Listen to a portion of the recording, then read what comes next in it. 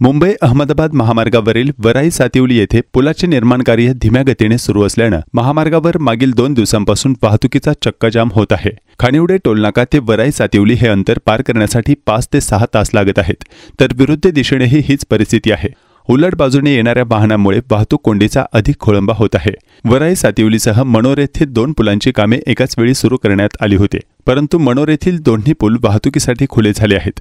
वराई सातिवली पुलाचे काम धीम्या गतीने झाल्याने महामार्ग वाहतूक कोंडीग्रस्त झाला आहे। विशेष म्हणजे कडक उन्हाळ्यात झोपा काढणारा ठेकेदार आणि महामार्ग प्रशासन आता धोधो पावसात रस्ता दुरुस्तीची कामे करत असल्याचा संतापजनक प्रकार पाहावयास मिळत आहे।